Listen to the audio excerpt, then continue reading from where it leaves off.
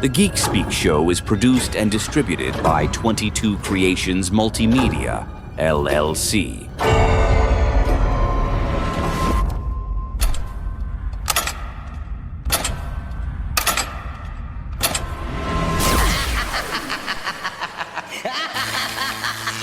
Welcome to one of the longest-running geek culture talk shows. The Geek Speak Show.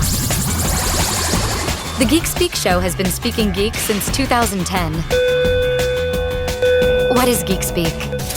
Why is Geek Speak? You're about to find out. Welcome to the Geek Speak Show with Henry San Miguel and the nerdy Navajo Shanclen. And introducing Emily Mata.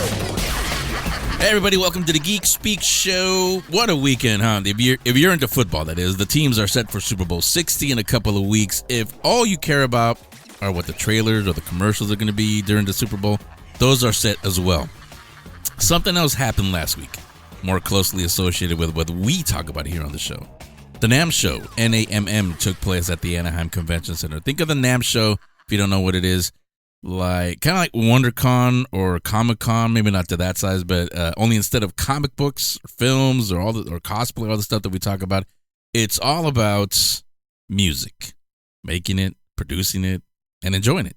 A friend of mine was there because he was on a panel discussing the music he composed for Peacock's Bel Air, and I asked him to join us this week to talk about the NAMM Show, composing for the types of movies and shows that we talk about here on the show, and maybe, if he can, maybe I'll get him to tease what's coming up later in 2026 for him.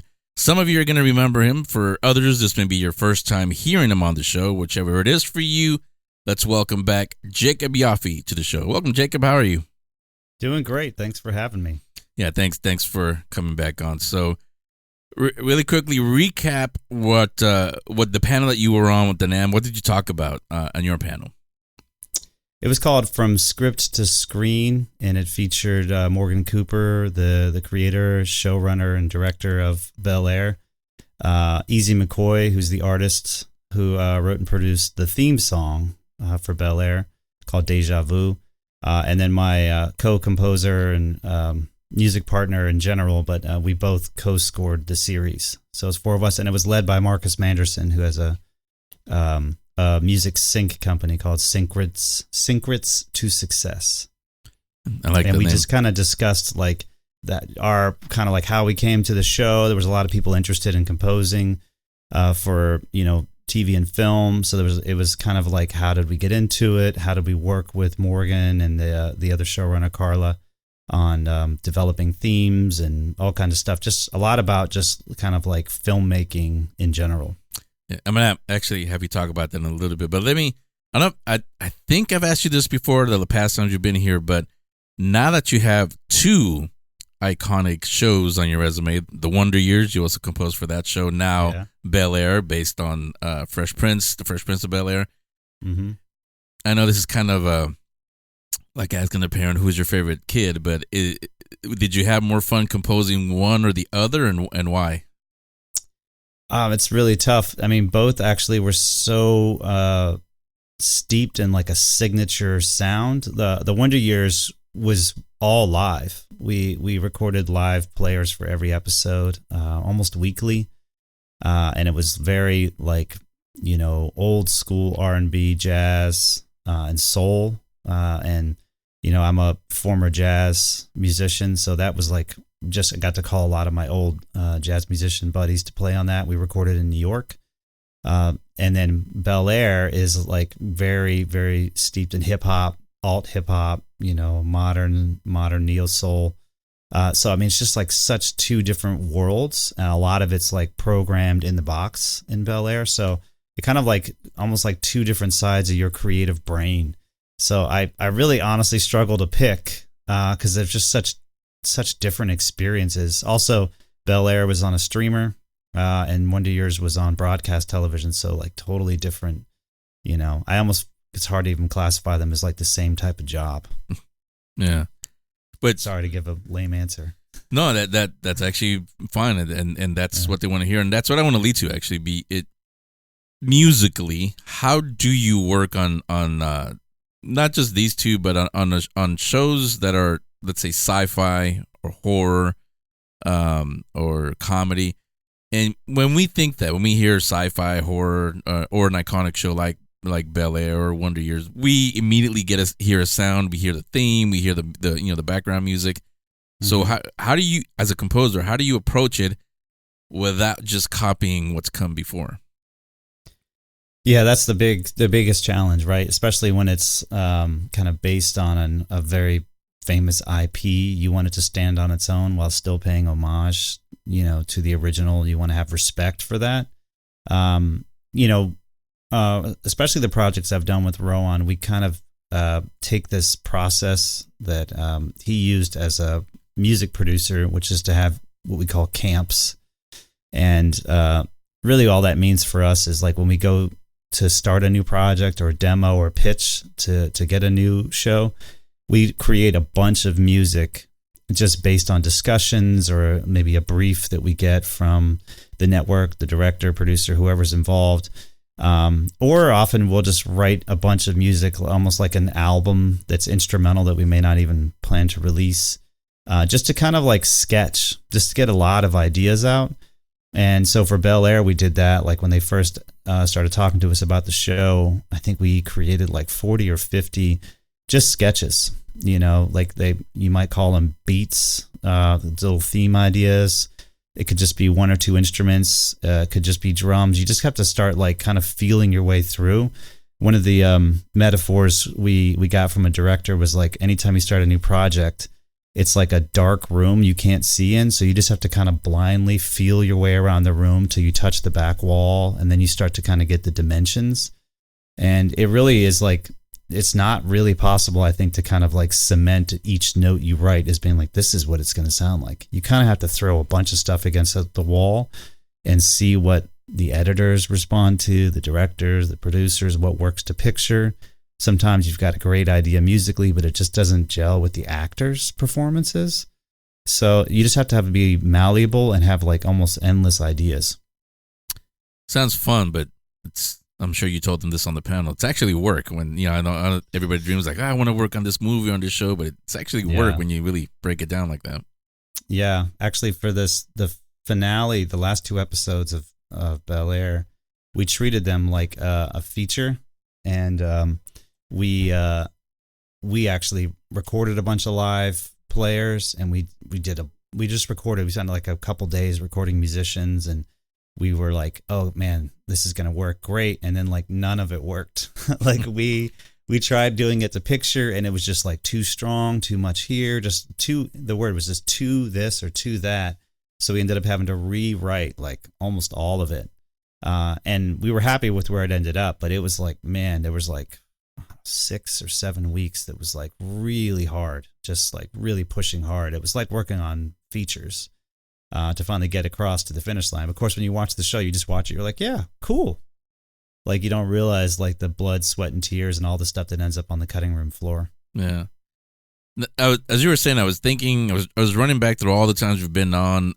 We were just talking about it right before we started recording. Have you ever composed for horror or paranormal? Yeah. Done a bunch of, especially early in my career, I did a lot of horror. It used to be that for composers, they would say horror was like a great entry point as a composer, because maybe the joke is if you're not good at it, you just kind of like, you either set up scares or respond to scares. Mm-hmm.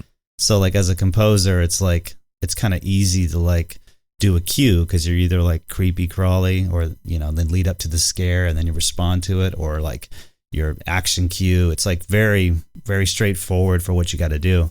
And then of course you want to elevate where you can. So you challenge yourself, but it's a great starting point. So I did a bunch at the beginning, and I still really like it. It's just, they haven't kind of dropped in my lap the last few years. Yeah. Yeah. Like I said, I was thinking about it. Like, have you ever done, we were talking about paranormal right before we started. So like, have you ever done a horror paranormal? But yeah. I'll have to ask you. I've done a lot of horror. No aliens. No. I'm trying to think if I have doing like alien stuff. I haven't. I've always wanted to. But yeah, a lot of horror stuff. I've done some like the people being possessed, those kind of things. I did a Children of the Corn sequel for the Weinsteins. It was like my first gig in LA, which I could do a whole podcast about that experience. But yeah, definitely done some horror. Yeah, that one could go down some really deep rabbit holes. Yeah, I got to be careful what I say. Yeah, it was rough. Well, something else that's scary, at least some people see it that way, is we were talking about that also, is AI, artificial intelligence. For you, this is just how you, Jacob, how you see it. How do you see it, or do you think it will affect the music industry, composing in the years to come? Absolutely think it's going to affect everything. Currently, I have not found much use for it creatively. I think just the way that I like to create, I'm so kind of established without how I like to write to picture.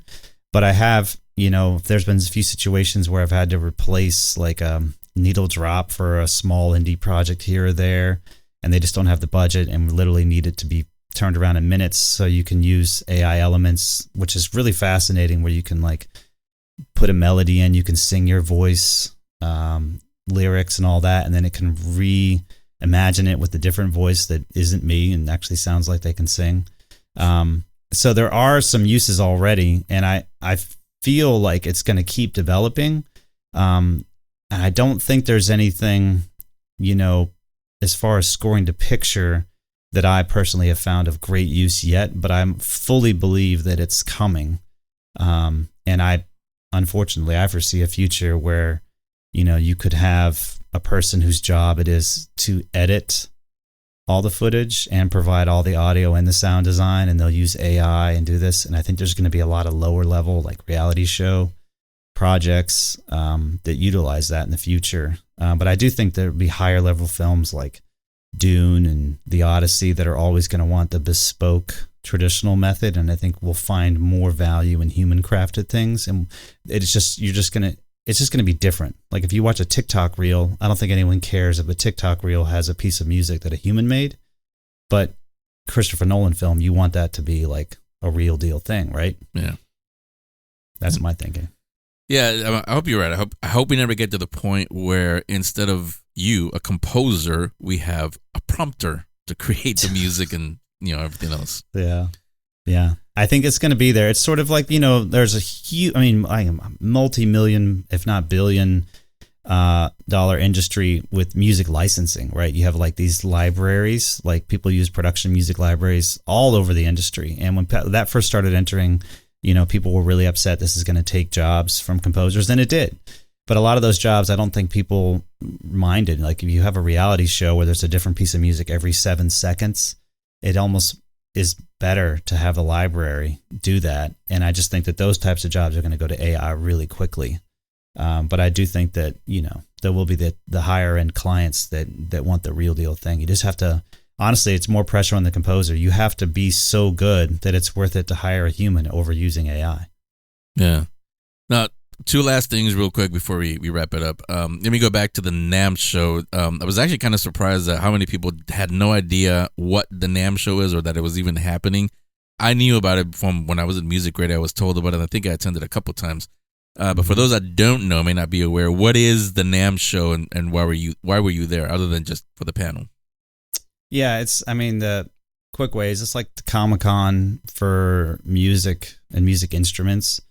It's like a huge, at the convention center, like just hundreds, if not thousands of vendors, people who make guitars, synthesizers. You might have software plugin developers, trumpets, saxophones, flutes, like all the major vendors, people, who make all these instruments. It gives them a chance to unveil their latest and greatest products. It allows like musicians to actually meet the people who were making it, and they develop relationships. A lot of people might end up with endorsements. They might be able to connect, like someone like a Corey Henry, amazing musician, might link up with Nord, keyboard, or they might be an artist that helps kind of promote the new Omnisphere 3 library, stuff like that. And then they have lots of concerts. and they have like awards ceremonies, the TEC Awards.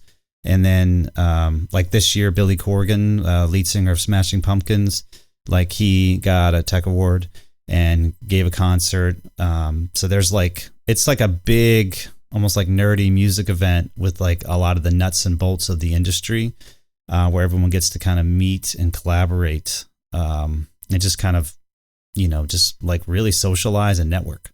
Yeah, and in case anybody's wondering, at least when I went, it's still open to the public, because it sounds like it's like an industry thing. It's open to the public, right? You have to get you got to get a badge. So I think anyone can pay for a badge. People, if you're in the industry and if you're like a sponsored artist by one of the vendors, you can get a free badge.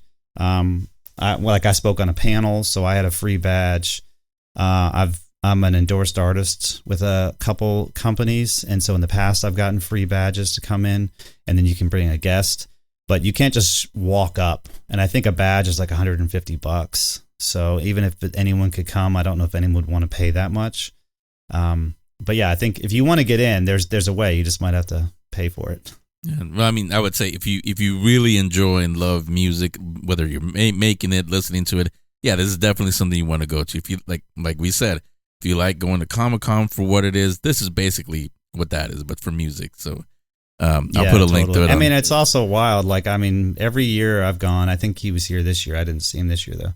Stevie Wonder has been like walking around, and like he'll just like stop and like, oh, you're selling harmonicas? Let me play with that. And then like you just get like to see impromptu Stevie Wonder performances, or like amazing musicians are walking around shredding on all these instruments. So it's like, yeah, it's like Comic-Con. Yeah, it's cool. Yeah, like I said, I'll put a link to it so you guys can get some info on next year's show. Now we're gonna wrap up with what I think will be a fun one, if you can. This is usually where we get some surprises from you. What should we be looking out for that you're gonna work on in 2026? Well, I've got 3 shows in process. I actually can't name them there, but there's 2 Peacock shows and there's 1 Netflix series that are upcoming that I'm pretty excited about. But the one thing I can talk about that I'm really stoked on is it's a feature called Driver Ed, which I'm scoring and music supervising, and it's about basically an Uber driver who is a serial killer. And it's just a fascinating indie feature that was filmed all in LA. And there's a lot of like LA film history mentioned in it. So I'm really having fun scoring that and working really closely with the director. He's the director of Infinity Chamber, which was a great sci-fi feature that I scored about 10 years ago. He's an amazing writer and has really become a great director. So that's the thing I'm most jazzed about at the moment. Actually, I can't remember his name, but I had him on the show for Infinity Chamber when that came out, actually. Oh, you did? Yeah. Travis Malloy? Yes, that's his name. Yeah, that was, you're right. It was a while ago. Yeah. Yeah, he's like a really interesting guy. I know he's done a lot of work where he's done cinematography for companies that make flying cars. Yeah. So he's gone all over, like filming stuff for them, private videos that is not released to the public. So he's got a lot of really crazy stories about all that stuff. And so that's what's coming up. In fact, all of you can find out, give him your website, social media, where they can follow everything that you do.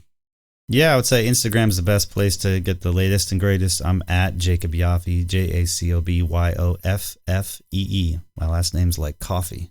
Yeah.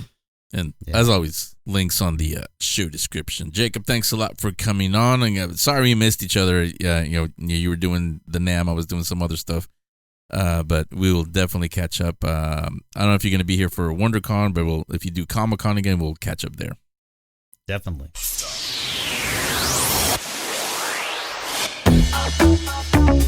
Here's Aaron Dill letting you know when and where we'll see you at the con.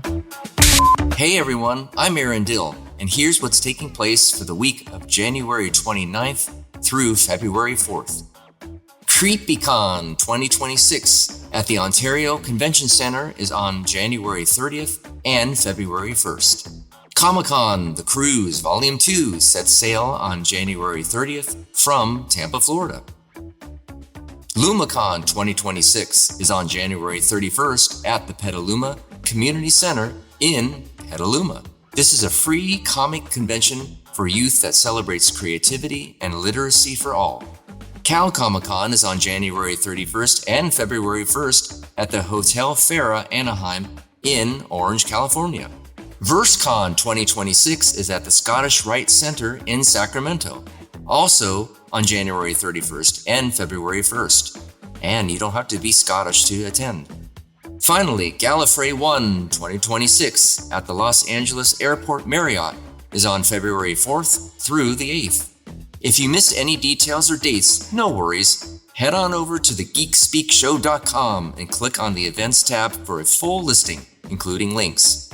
I'm Aaron Dill, and I'll see you at the con. For all the links to these cons, visit the events page on thegeekspeakshow.com. Sci-fi, fantasy, horror, and supernatural. Comic books, graphic novels, ebooks, and ongoing or new series. You'll hear them all right here on the Geek Speak Show Book Club. You will hear it here on the Geek Speak Show Book Club, but not for me because I'm going to let everybody else go first.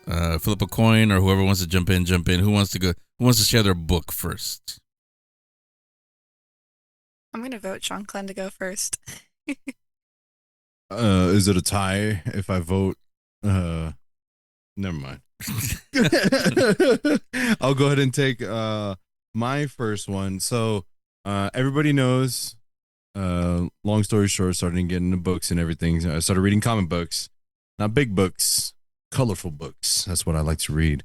So I finished up the Predator Kills the Marvel Universe series, and recently I've just been getting Predator and Alien comics. So this past weekend I went to the comic book shop, and I am actually reaching out of Aliens and Predators, and lo and behold, I got Absolute Batman #1.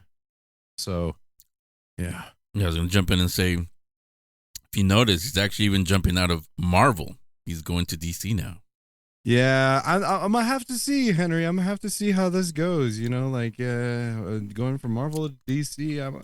We might have to talk about the compare and contrast and quality and everything. It's okay. I also have friends that cheer for the Chicago Bears, so we can be friends also. Same thing. But is it the annual you told me about, or just the regular Absolute Batman? Just a regular Absolute Batman. I was gonna save the annual for a different time, but the annual looked pretty wild too as well. This is a thick Batman. He's got like muscles for days. Looks like he can bench like 800 pounds easy. So I'm excited to see what he can do in this comic. Yeah, see, I don't know how I feel about that, because I've always said that's the one DC character I've always liked, because it's pretty normal. He doesn't fly.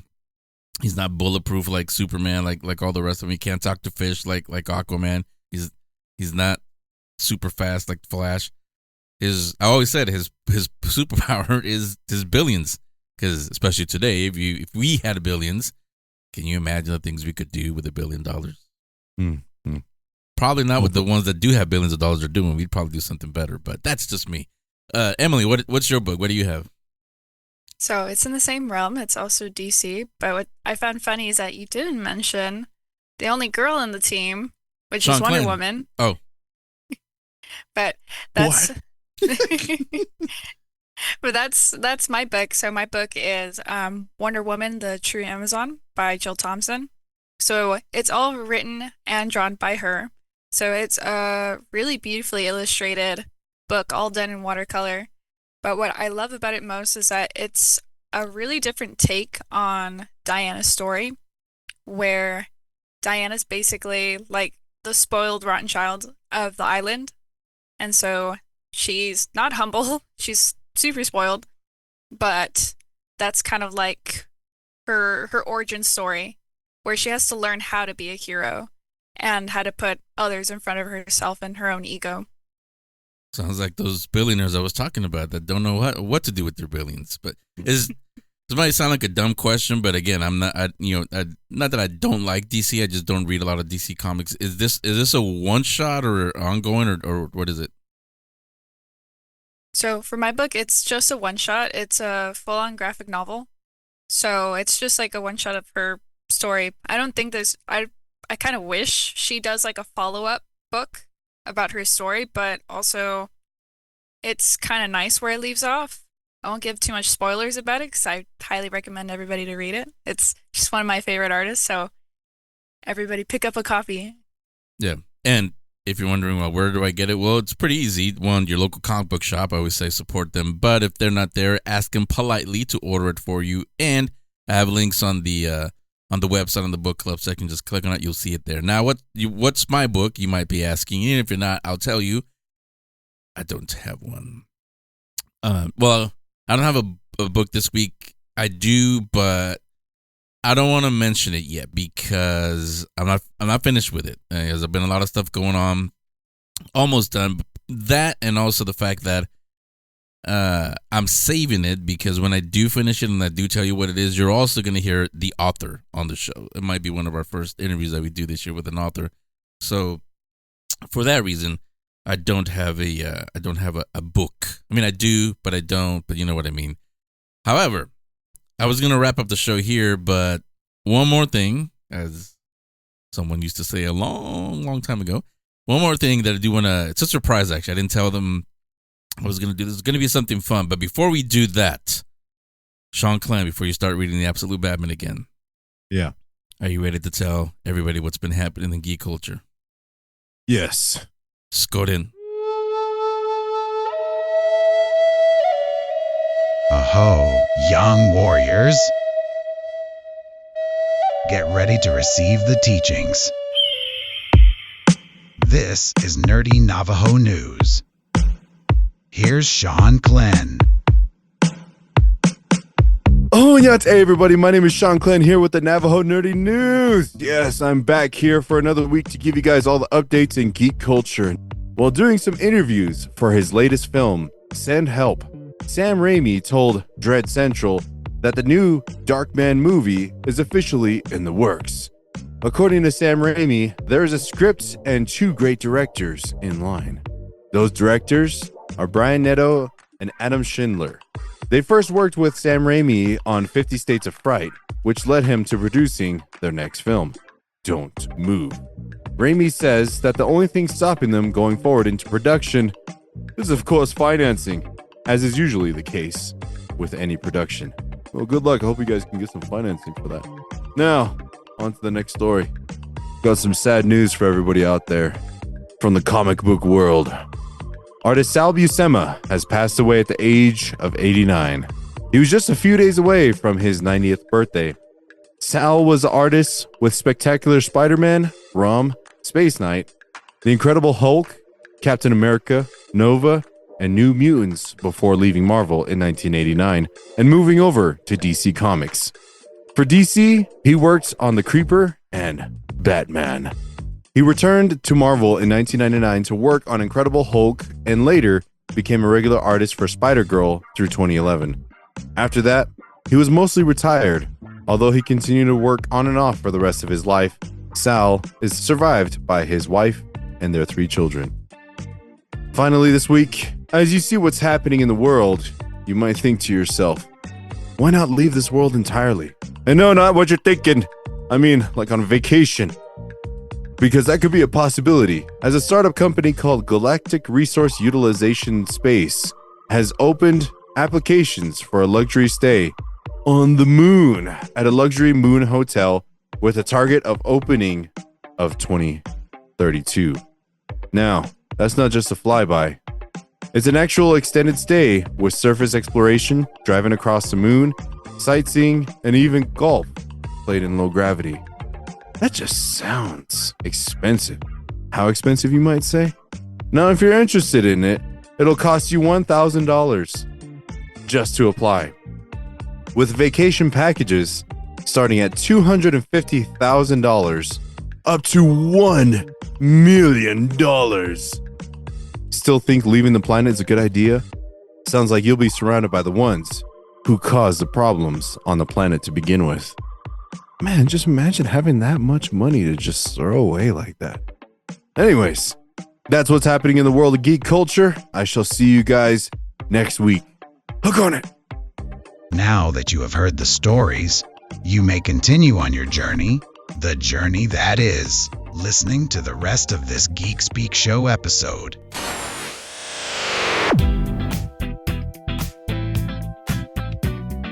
Now back to the Geek Speak Show. Here's Henry and Emily.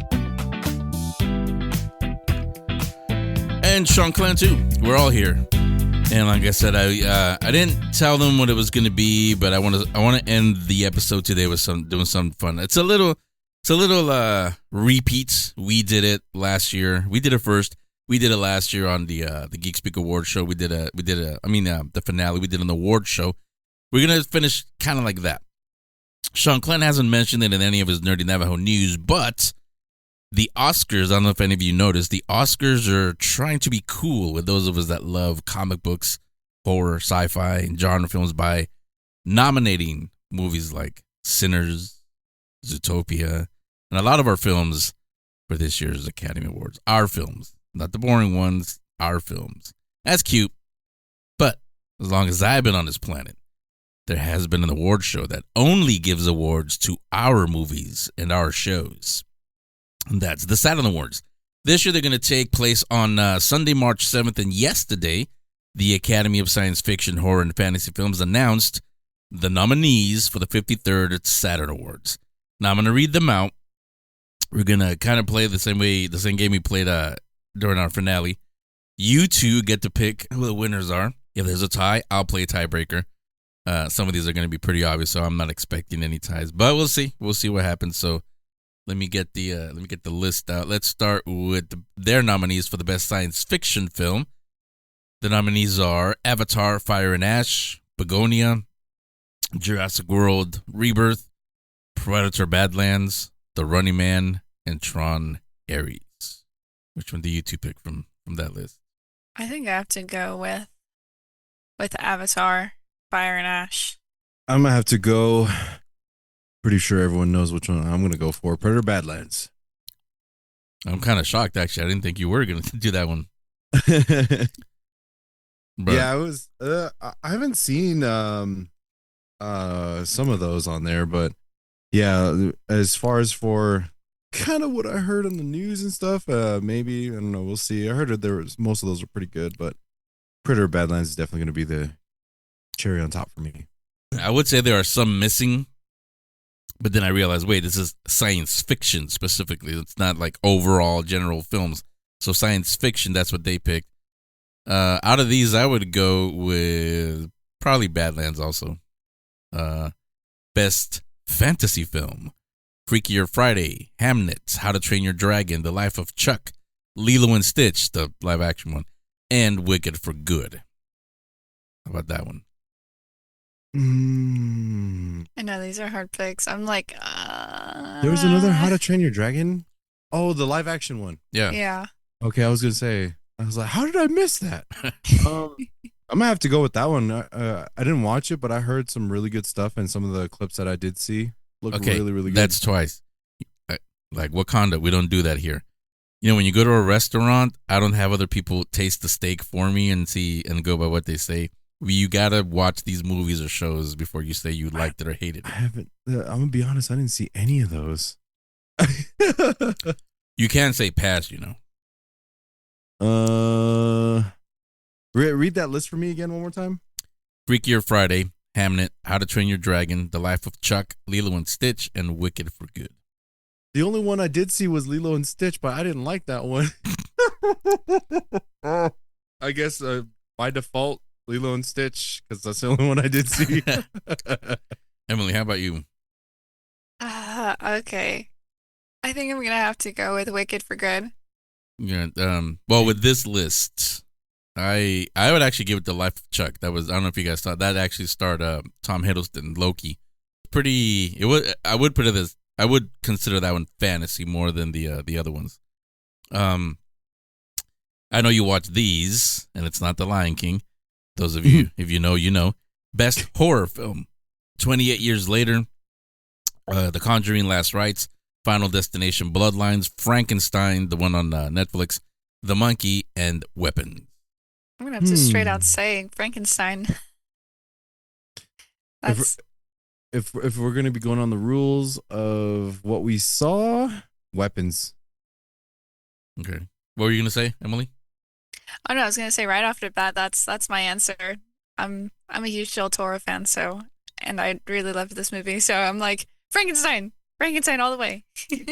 I was gonna say weapons just because it was different, but then I finally watched Final Destination Bloodlines. One was a couple over the weekend actually, and it wasn't groundbreaking, but it was entertaining. So, Oh, what? I did see that one. That was the one with the really big tall building. Yeah, Mhm. Yeah, I think that one it was satisfying for yeah. me. Yeah, like I said, it wasn't groundbreaking. It wasn't nothing new, but it was entertaining. Mhm. But since we have to pick one, and I did like The Monkey, that movie also, but I got to go with Weapons because, I mean, 28 years later, you and I, Shanclen, are on the same boat. We liked it, but I feel like that's gonna be, you have to watch the second one to understand the first one. It's like one of those movies you have to watch part 2 for it to be completed. I'm Yeah. guessing. I haven't seen the second one yet, but that's what I'm guessing is yeah, the and maybe situation with it. I'm just getting older, but I'm starting to not like homework movies where you have to watch this and this and this and this to understand Mhm. this movie. Yeah. Sorry, Marvel. Best cinematic film adaptation from another medium: Black Phone 2, Captain America: Brave New World, Fantastic Four: First Steps, a Minecraft movie, Superman, and Thunderbolts Asterisks. New Avengers. Interesting. What was the first one? Black Phone 2. Okay, my sister's obsessed with that movie. I haven't seen it yet, but she said the first and second one were I thought really you were about good. to say she's in it. I was like, really? No. I didn't know that. She's one of the children. No. Well, based off of what I've seen, I'm gonna have to give it to Thunderbolts. It was really good. I enjoyed it. Emily? I'm gonna say Superman. I enjoyed, I think, not only the movement that followed it, but just the overall movie itself. I just enjoyed the things it comments on, but also just the sheer optimism it gives off. I think just walking out of the movie theater, it just feels I walked out feeling a little bit lighter about life and things, and I just was like, man, I feel pretty great. And it was during the summer too, so it was just a collection of things I think added together to create a really awesome experience. Emily is pretty punk rock for saying that, actually, going with Superman. But I will say this, I'm going with the category best cinematic film adaptation. Because of that, I'm going to give it to Minecraft movie. Now, Shanclen says, wait a minute, I know you don't like watching Minecraft. When did you see it? I didn't go to the theater. I didn't experience it in the theater with the popcorn on, all the stuff the kids were doing. But it is streaming now on HBO Max. So it was a boring one weekend, and I just said, see what it's about. I didn't get it. I don't see what the big thing was, but for what it did for the really young generation, I would say, yeah, I'll give them their props. I'll give them, I'll give it to them. The Minecraft movie. I'm gonna skip this one, best thriller film, because I don't think none of us saw any of these other than Sinners. Sinners is in there. Best actor in a film. I think I know. I can guess. Well, actually, there's two that Emily might go with, but the first one, David Cornsweet, Superman. Tom Cruise, Mission Impossible: Final Reckoning. Tom Hiddleston, The Life of Chuck. Oscar Isaac, Frankenstein. Michael B. Jordan, Sinners.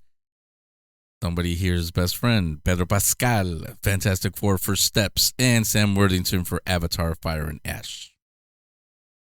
What was he the general?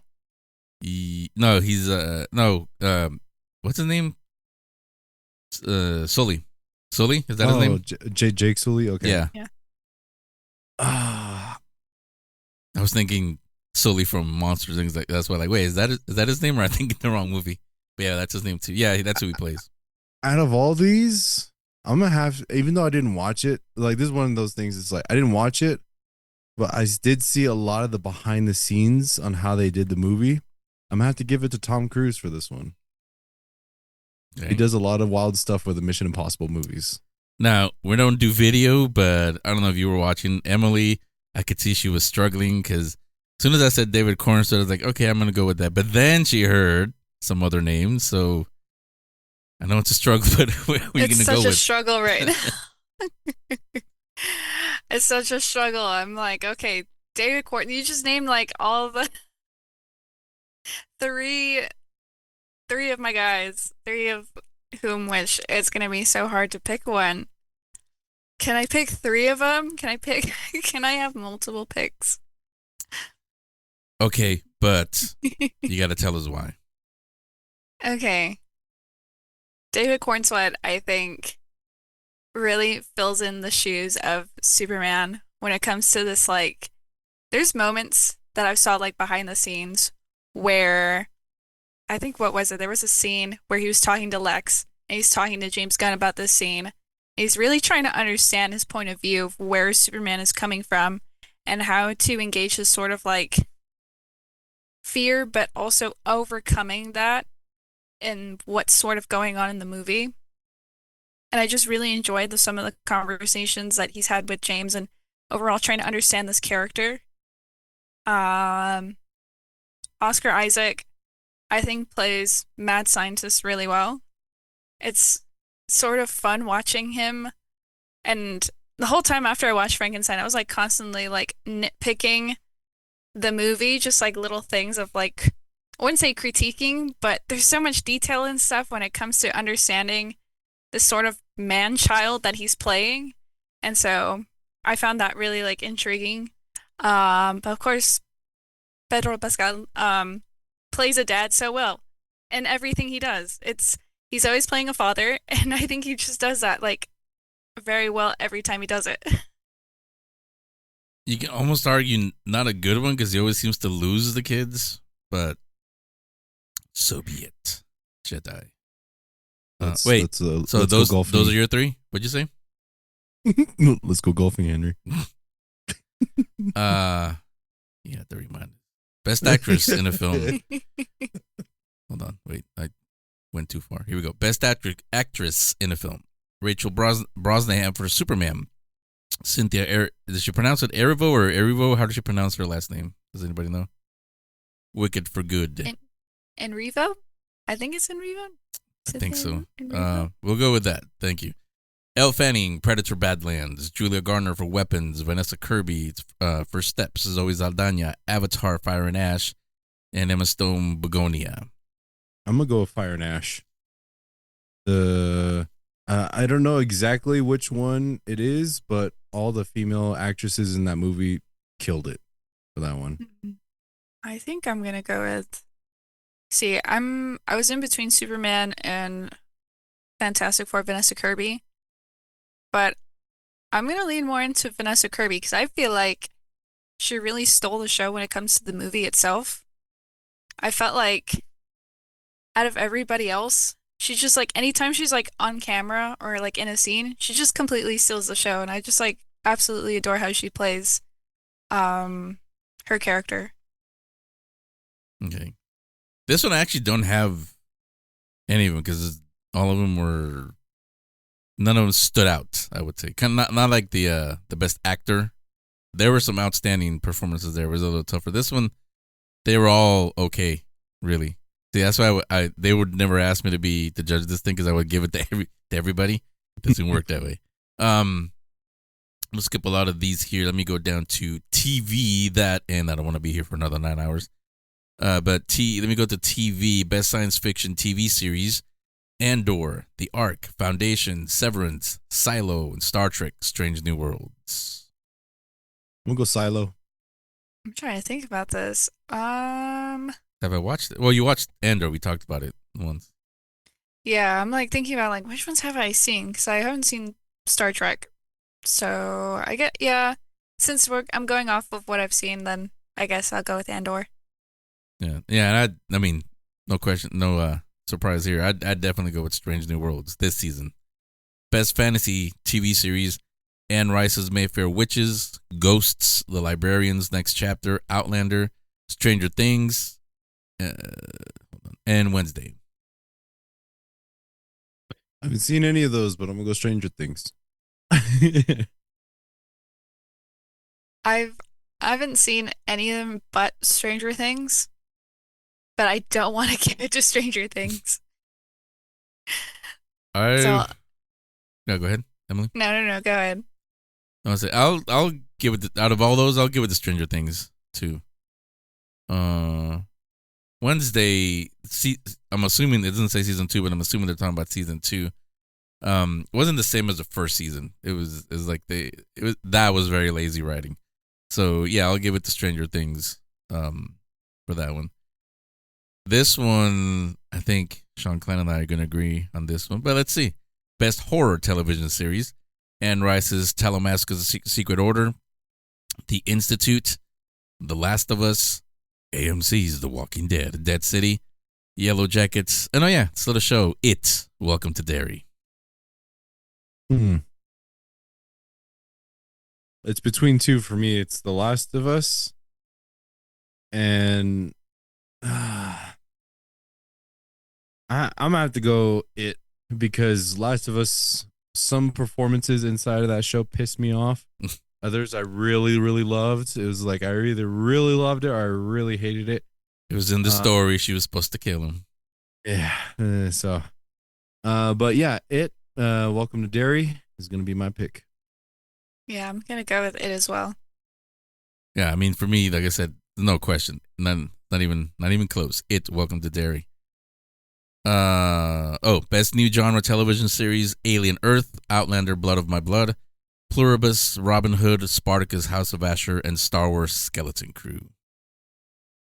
I'm gonna give it to Skeleton Crew. Yeah, so am I. Me too.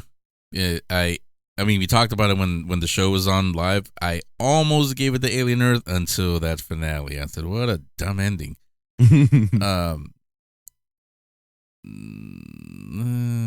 Maybe we've seen some of these. Best action adventure TV series: Cobra Kai, Duster, Paradise, Reacher, Squid Game. Hold on, let me scroll down. Or Twisted Metal. I'm gonna go Cobra Kai. Long live Johnny Lawrence. See, I kind of fell off with Cobra Kai at some point. I think it took a while for me to try to get back to this show. I think it took a while since they, in between I think this season and the last season. Yeah. So I still haven't gotten to watch it, but what were the other ones again? Duster, Paradise, Reacher, Squid Game, and Twisted Metal.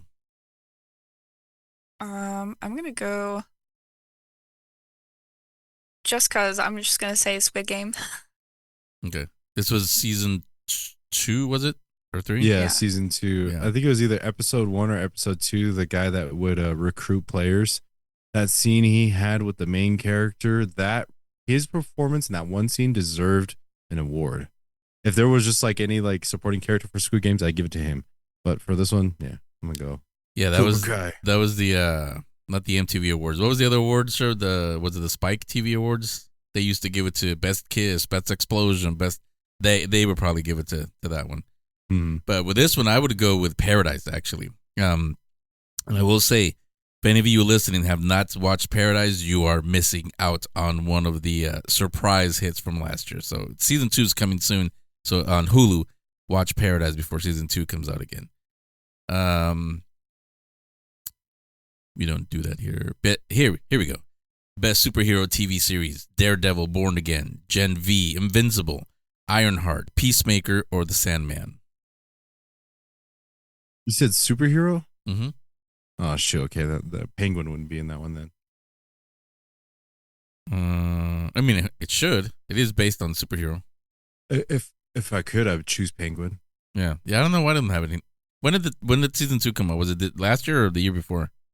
It was season 1, I think. Let me double check, but you guys go ahead.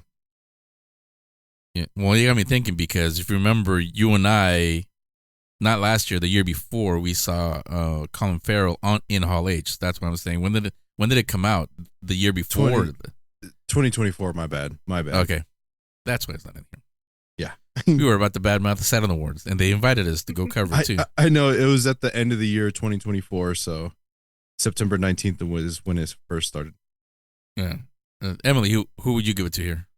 I think. Let me see. I'd have to give it to Peacemaker.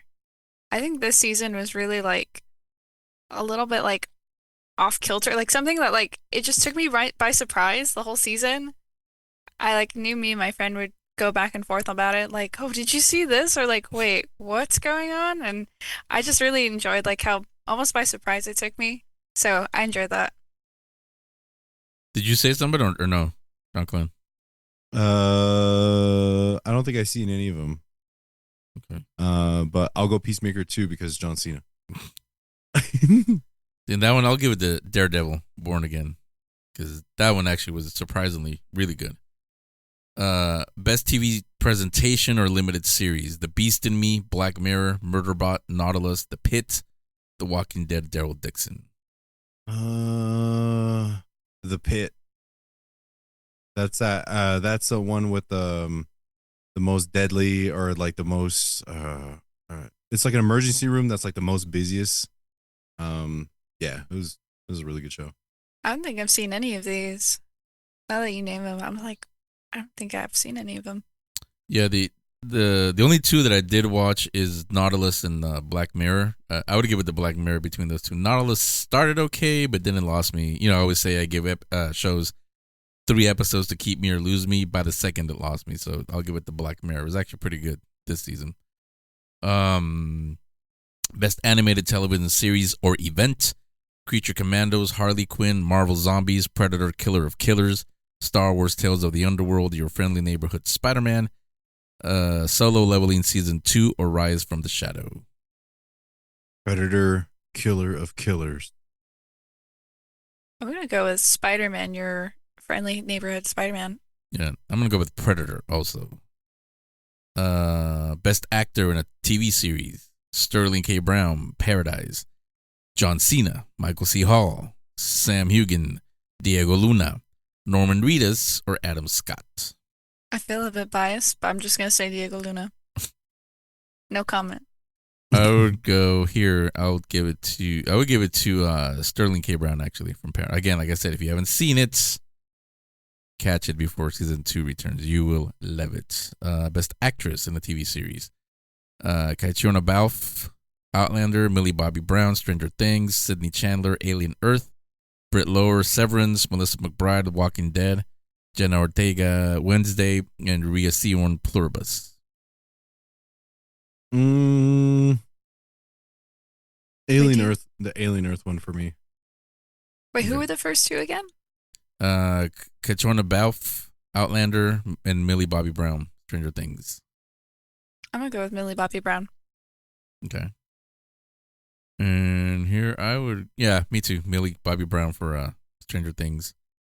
Best Supporting Actor in a TV Series: Jack Alcott, Dexter Resurrection, William Fichtner, Jude Law, Skeleton Crew, James Marsden, Paradise, Babu Ceesay, Alien Earth, Ethan Peck, Star Trek: Strange New Worlds, and Stellan Skarsgård in Andor. Andor. I'll say Andor. Yeah, this one again. Most of you that know me already know Ethan Peck. That's Spock in Strange New Worlds. Best Supporting Actress: Christina Chong, Strange New Worlds, Denise Goff in Andor, Julia Nicholson, Paradise, Jennifer Holland, Peacemaker, Genevieve O'Reilly also in Andor, Uma Thurman, Dexter, and Carolina Widra in Pluribus. I'm gonna do the second one in Andor. I'm gonna go Uma Thurman. Yeah, that second one is Mon Mothma. Yeah. And this one, here. I was actually gonna give it to Denise Goff in this one. She plays what was her name? The other villain in Andor. Deidre Miro was her name. So I'll go with her. Let me scroll down too far. This one I may make a correction. I'm not saying the Saturn Awards is wrong. It's just you'll see. This is for the best younger performer in a television series. Rabi Kabat-Conyers, Star Wars Skeleton Crew. Ariane Escartaya, It, Welcome to Derry. Joe Freeman, The Institute. Here's where I have an issue. Noah Schnapp, Stranger Things. Jazz Sinclair, Gem V, another issue. Sadie Sink, Stranger Things. And Clara Stack, It, Welcome to Derry. Why I have an issue with those two, like in the show itself, they're not that young anymore. Not compared. These other ones, they're actual kids. They're like 12, 9 years old. Noah and Sadie, they're not 9 or 10 anymore. Maybe in I was gonna say that. Yeah, I was like, they're like in their 20s. Yeah. I'm gonna go with Skeleton Crew. Not exactly sure which one it is, but all of them did such a really good job in that show. Yeah, I'm gonna go with Skeleton Crew as well. Yeah, with me, it's pretty simple. He became the fan favorite. I mean, you'll know him. Ariane Escartaya. You know him as Richie from It, Welcome to Derry. But if I had to add two to replace Noah Schnapp and Sadie Sink, I would go with kids we're talking about. I mean, obviously, delightful Derek Turnbow, Jake Connolly in Stranger Things 5, and then also Robert Timothy Smith, who played Neil in Skeleton Crew. That you don't see him, but his acting is what made him a fan favorite. So I would go with him. Neil. See, I would go with Delightful Derek. Yeah, like now that you say that, I'm like, I wish that was an option. Yeah. Yeah, again, that's why I didn't agree with not that I don't like them, Noah or Sadie Sink. It's just they're not kids anymore. I know they tried to fool us on the show, but we weren't fooled. But there's a lot more. But again, the Saturn Awards, they're going to be happening March 7th. They're streamed live. I don't remember where, but we'll give you all the info there. Like I said, they did invite us, the Geek Speak Show. They did invite us to go there and cover it. That means we'll be on the red carpet. All these people, all these names that you heard, you'll be speaking to them. Same thing we do when we go to Comic-Con, but you'll be speaking to Michael B. Jordan, this guy named Pedro Pascal. I don't know, maybe you heard of him. You'll be talking to all these people. I think he likes to go into all these things. Jake Connolly, Delightful Derek, he'll probably be there too, as well as all the other kids. If you want to tell Noah Schnapp and Sadie Sink in their faces, you guys aren't kids anymore, you'll be able to do that, and you'll see it on our YouTube channel. So all of that, look out for. We'll give you more info as we get closer. Saturn Awards, those are nominees, and those are our picks. We'll see if any of them get picked the way we pick them. So that's it for this week. Come back. Wait. One more thing. We got to do in the Star Trek update. We'll say this. I got a lot of DMs, 1 or 2 emails. You guys I like your suggestions, but we had a long talk about this yesterday, Shanclen and I. And I'm gonna go the easy way. We're gonna start them off with the trouble with tribbles. However, I know Star Trek fans, calm down. I said, but if you're gonna do that, start with that one. You and I, Shanclen and I, we got to do a Star Trek 101, where I explain the characters, the philosophy of Star Trek, the vibe of Star Trek, if you will. And once he knows all of that, then he can go ahead and watch Trouble with Tribbles, and he'll get it. And then we'll go on from there. Emily, you're still on Enterprise? Yep. Okay. We'll say stick with that one because, again, chronologically, that is the order that it comes in. So when you finish Enterprise, might not be this year, but when you finish Enterprise, we'll talk the original series. I mean, you're going to have to, both of you, you're going to have to in September because we're going to have a special show for the anniversary. So now we can say that's it for this week. Finally, for a 9-hour show. We'll come back next week and we'll speak maybe more geek. We might talk food or something else. You'll never know. While you wait for the next episode, you can follow the show on Instagram @GeekC, at The Geek Speak Show on TikTok and Facebook. Subscribe to the show on YouTube at Geek Speak Videos. That's where you'll find all event coverage and the new Geek Speak video show. Henry, Emily, and Shanclen will return in Avengers Doomsday. But until then, you can also hear them next week right here on The Geek Speak Show.